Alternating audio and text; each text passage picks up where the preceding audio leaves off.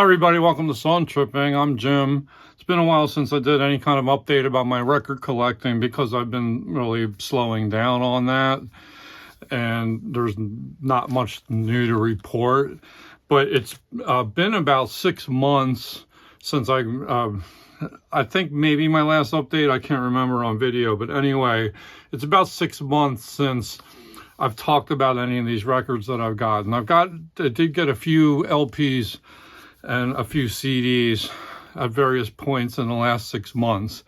And I'll go roughly chronologically here and just share these albums with you, and you can share your thoughts in the comments on them.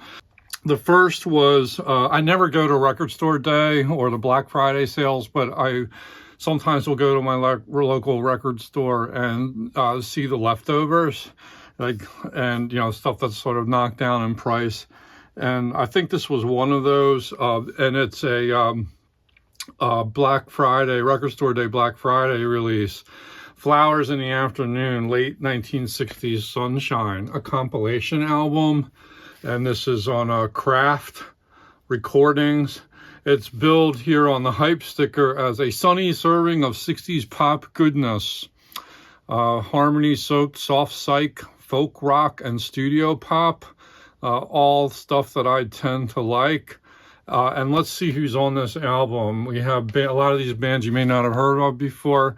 Rick McClellan, also artists like The Catch, Eric, The Rock and Roll Gypsies, Mimi Farina, The Youngs Folk, The Honey Jug, Mark Devlin, This Generation, Bert and Bill, Inner Dialogue, Elizabeth, the New Jersey Orange or the NJ Orange, Jefferson Lee, the High Five, and Jeff Mon. So we are really deep into the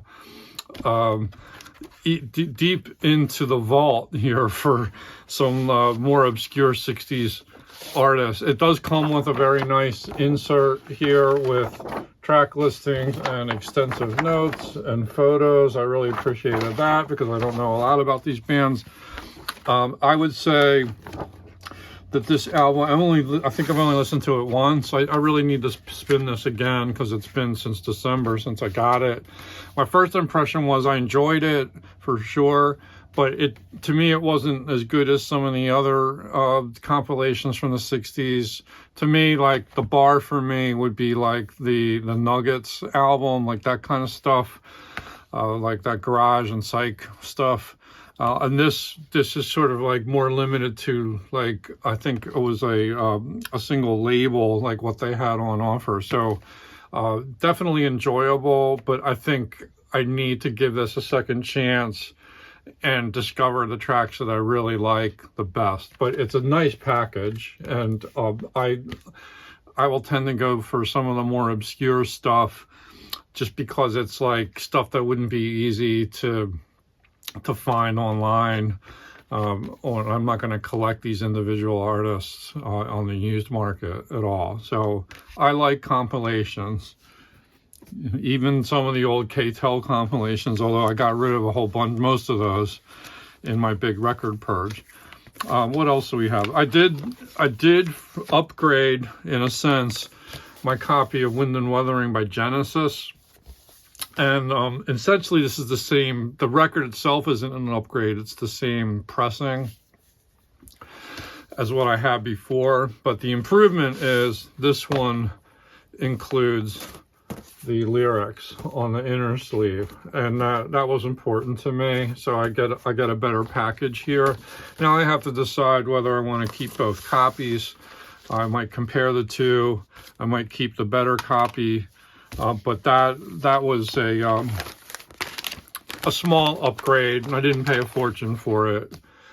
Another vinyl I got that was from a Record Store Day release, and I got it after the fact, it was a leftover, was this reissue of the Freewheelin' Bob Dylan.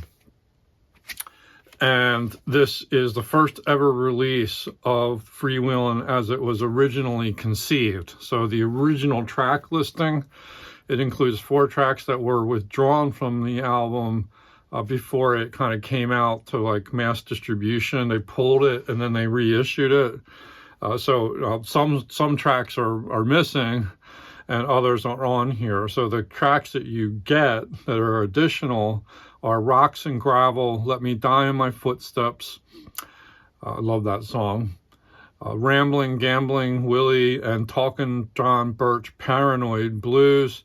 You get the original Never Before Seen liner notes here, and those liner notes are who wrote these?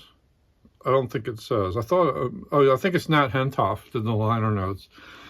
And what else is there to show you with this release? I really like this release. I thought it sounded great. So anyway, here's the label, and it's black vinyl, quiet, really involving, excellent pressing, and it was really cool to hear the different tracks on here. Now, let's compare what was taken off. Let me see if I can find my Bob Dylan Freewheelin' original.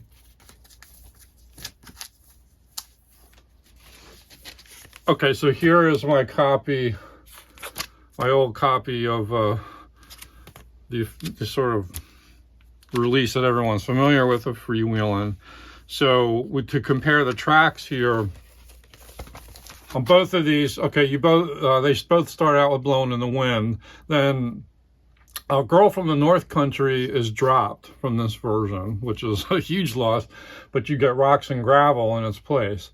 Also lost is Masters of War, not on this Record Store Day release. Then you get A Hard Rain's Gonna Fall, which is on both, but on this one it's song number 3 on side A, and on this one it's the last song on side A. And then Down the Highway, Bob Dylan's Blues, no changes there. And then Let Me Die in My Footsteps closes out side A. That's not on this version. And then we have Don't Think Twice, It's All Right. Both side B's start the same way. And then this one has Rambling, Gambling, Willie on it, which is not on this one. This has Bob Dylan's Dream, which is not on this release. Then you get Oxford Town, and that's on both versions. Talking World War III Blues is not on this version. Corinna is on both. And then this has Talking John Birch, Paranoid Blues, which is not on this one. Both of them have Honey, Just Allow Me One More Chance, and both have I Shall Be Free. So you got about 4 songs sort of swapped there. And obviously it's good to have both in the collection. If you were to buy this, you know, an OG version of this pulled Freewheelin', I think it would cost you a small fortune, and that's nothing that I can afford. So that was kind of cool to get that. It was worth it. Okay, let's shift to CDs, and this is in, I don't know, no particular order, but speaking of Bob Dylan, I did, this one didn't cost me much at all, but I bought this compilation just called Dylan. And the main reason for that, well, these compilations are kind of interesting because, you know, you listen to the songs alongside one another, and it's just kind of a different experience. But this, I mainly got this because it has Positively 4th Street on it, which, you know, was not ever on an album of Dylan's. I don't have the single, and obviously I can stream it, and it I don't even know if it's on any of my box sets that I have by Dylan, but maybe it is. But anyway, it was just nice to, I can go to it here. This is just a lot of hits that kind of go like from start to finish in his career, and an enjoyable listen for sure. I also got this.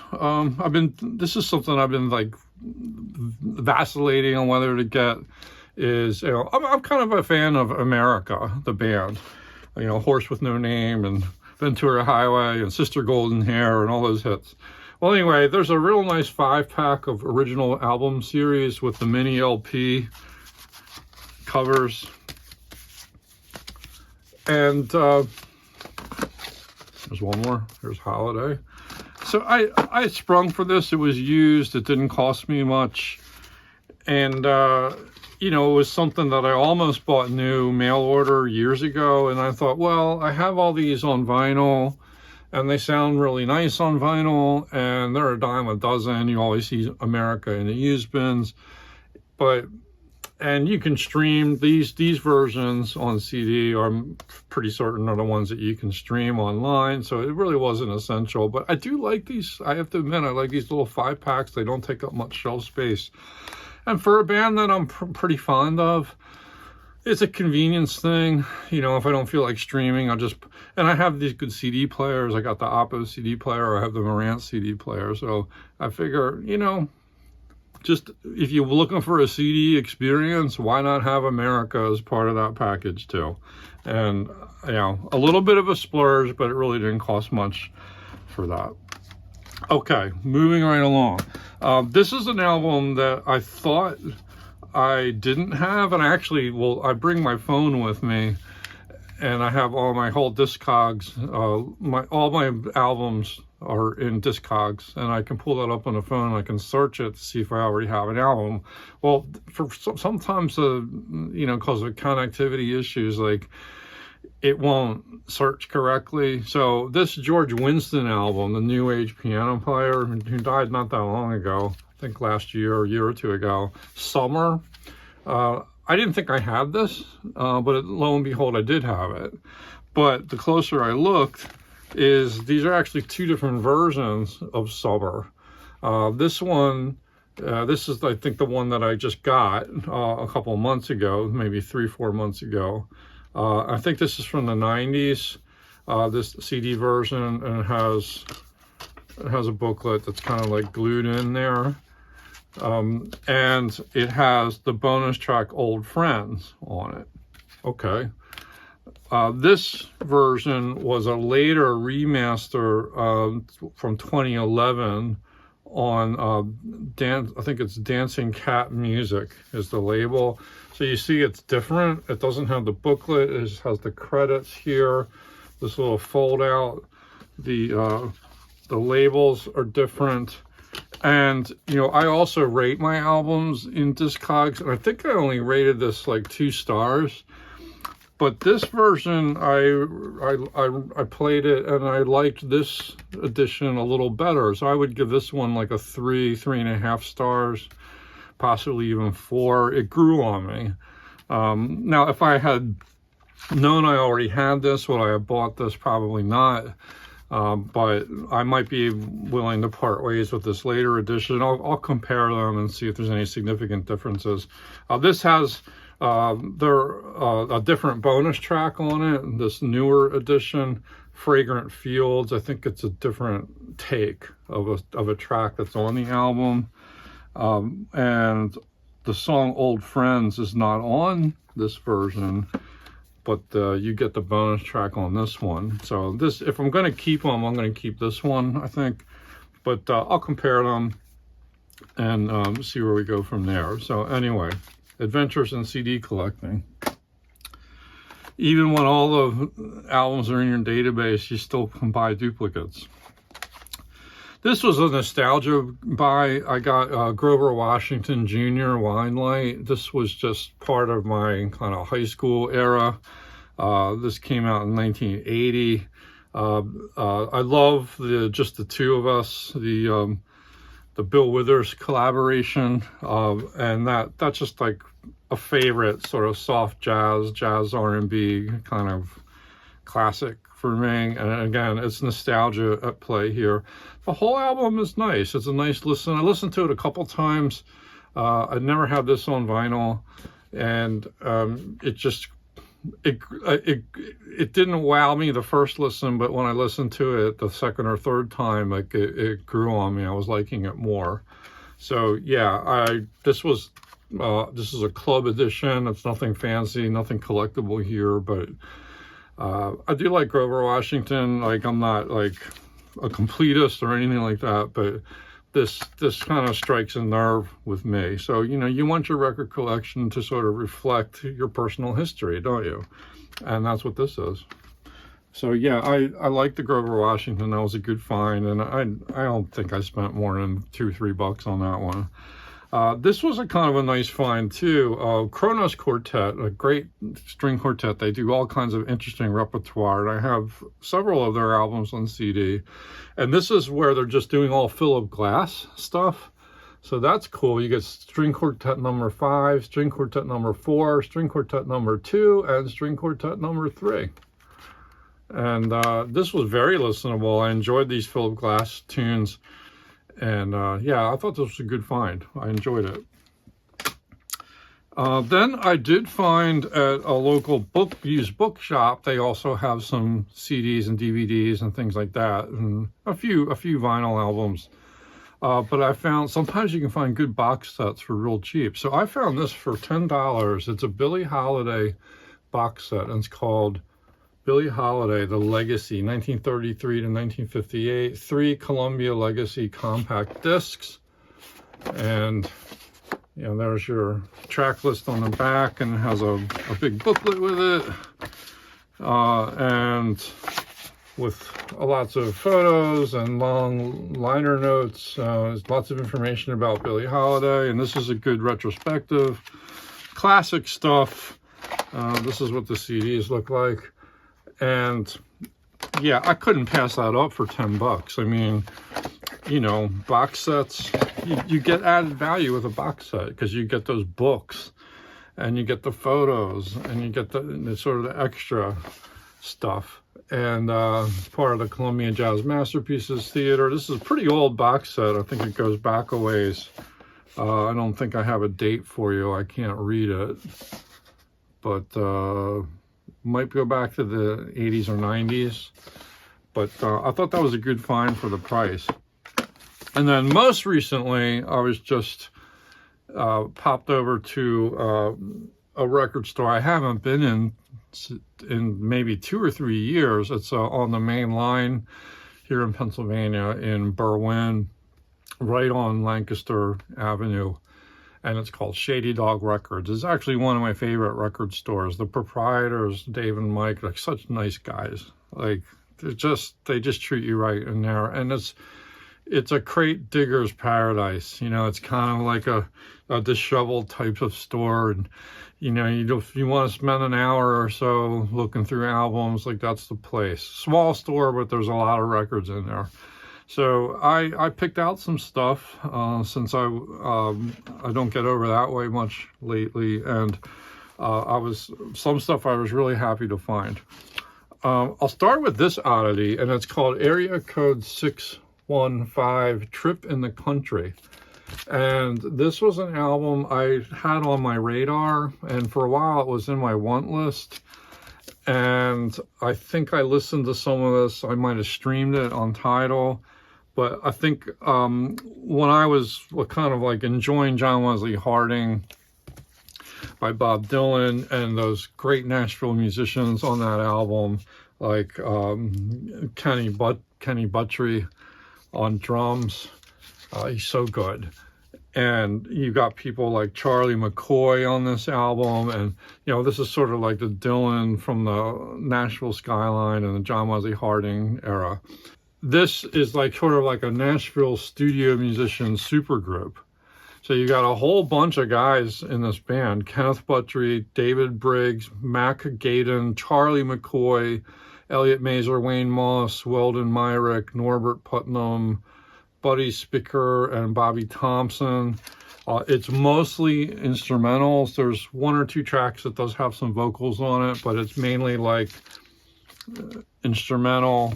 Definitely sort of country based, but this is sort of like a weird hybrid of styles. It's kind of like the country is sort of underneath that, but then you have sort of some bluegrass styles in there, and you've got sort of like psychedelic rock, like sort of psychedelic country. Is, you know, some of these songs go in interesting directions. I'll just put it that way. And it's some stuff's very traditional. Like they actually do a Bill Monroe song on here. It's called Scotland, but they just give it like this sort of weird twist. So it's full of surprises, and I enjoyed it. I'd never have seen this in any store. Like, it just doesn't come up. And so when I saw it, I grabbed it. I'm like, oh, I should really get this, and treat myself. So yeah, it was fun. Definitely an album I'll revisit and see what grows on me. The one song, I just listened to this a few days ago. My favorite track probably on the whole album was a song called Stone Fox Chase. And Charlie McCoy, his harmonica on that is just incredible. But the whole vibe of that song is like really cool. So that was a fun pickup. And then this Serendipity came into play when I was at Shady Dog too. So I'd just been streaming this artist a few days ago.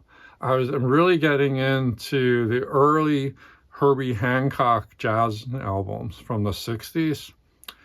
And one album in particular, well, everything I listened to is great, but the one that kind of really grabbed me at first was Maiden Voyage. And I'm like, like his sound changed so much in the 70s and 80s, and it's good stuff, but his early stuff, like this sort of modal jazz style, influenced by people like Miles Davis and that's really incredible. Like, it's just really incredible. You should really treat yourself to listen to early Herbie Hancock. I'm probably preaching in a choir here. This is probably well-known stuff. But anyway, like, there's these little corners in listening that you don't, for whatever reason, explore. So anyway, I was really having a good time listening to these Herbie Hancock jazz albums. Well, I found brand new a vinyl copy of Maiden Voyage. And this is Blue Note. Audiophile vinyl reissue, mastered from the original analog tape by Kevin Gray at Coherent Audio, 180 gram vinyl. And you've got just kick-ass musicians on here. Freddie Hubbard on trumpet is a real featured player. His solos are incredible. George Coleman on tenor sax, Herbie Hancock on piano. Almost plays almost like a background role in this quintet, but he's writing the music and anchoring everything. And then you've got Ron Carter on bass and Tony Williams on drums. And there's 5 tracks on this album: Maiden Voyage, The Eye of the Hurricane, Little One, Survival of the Fittest, and Dolphin Dance. And it's in a way a bit of a concept album, as the liner notes explain. Like songs that sort of around the theme of the sea. And it's got this classic Blue Note cover, the artwork, cover photo and design by Reed Miles. And Reed Miles was just so iconic with these. He did so many of these Blue Note, mostly Blue Note jazz covers back in the 60s, 50s and 60s. And he did some other stuff too, and continued doing some pop albums in the 70s and into the 80s. But I think he's best known for these like wonderfully designed covers. Like, this totally fits the music. And boy, is this a great listen. Blue Note ST84195. And this is a German pressing. With the Blue Note label. It sounded good. I know that on Discogs, if you go into the reviews, some people complain about some of the noisiness of the vinyl, but that wasn't a problem for me. Everything sounded great. I didn't have many ticks or pops, and it was just loved it. And I'm gonna keep listening to this album. The kind of album you can put on repeat play, listen to like several times a week if you want. And last but not least, at the same store at Shady Dog, I came across Genesis Abacab, an album I already have. I have my original vinyl that I got as a Christmas gift back when this album came out. When was it? 1981 it came out, I think. Yeah. So I still have that vinyl copy. I have 1 or 2 CD copies already. I know I have the I think, yeah, I have the definitive edition, which I really liked. That was like the 90s version on CD, and I think I have the newer one too, that they did later. But what made this remarkable and worth getting, and it didn't cost much at all, I think I only paid $5 for it. This is a West German Target CD. See the label? So these were some of the early CDs, when CDs first came out. These are collectible. Like, a lot of people pay good money for these West German Targets because they think they sound better, and it's sort of like these, you know, it's just the fact that they're like very early editions of these CDs. And I did listen to this a couple times already, once in the car, and then I listened to it in the headphones off my Marantz stereo in the main room in the house. It sounded good. I think it's the volume level here is probably significantly lower than what you're going to get with the later masterings of Genesis, and I did really like that definitive edition. So I'm meaning to do like some A/B comparisons on this versus the other ones. I should throw the vinyl into that. So maybe pretty soon I'll be ready for an Abacab shootout. Abacab's an album I like quite a lot. Probably I like it more than many Genesis fans do. I think it's a better produced album than Duke. I'm not saying the songs are, I'm not leaving the songs aside.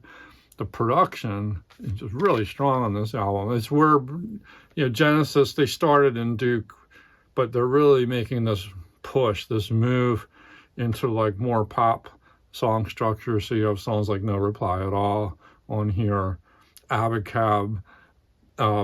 These are songs with a beat, a pulse, like good compression. Like they sound, solid, and they're catchy. But there's also great prog rock on here, and Me and Sarah Jane, and Keep It Dark, and Dodo and Lurker, and I love Like It or Not.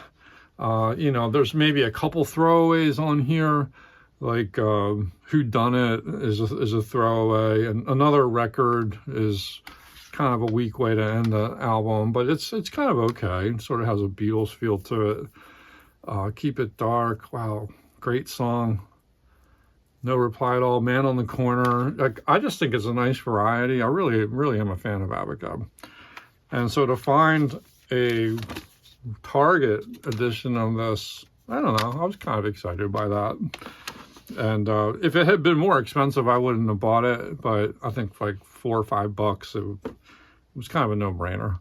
Anyway, do you have a favorite version of Genesis Abacab? What do you think of this Target version if you've heard it? And any of these other albums, if you have comments or reactions, I'd love to hear your thoughts on them. So that is my roundup. This is literally like the last 6 months, everything that I've bought. I haven't gotten anything else. I've gotten rid of some stuff. I'm kind of slowed down on that because I went through that major purge. Yeah, I think I'm doing pretty good. I'm not really like adding a ton of records.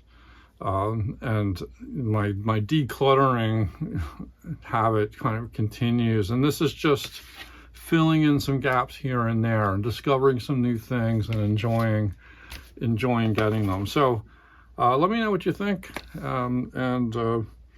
I hope you enjoyed the video, and hope we can chat again real soon. Bye-bye.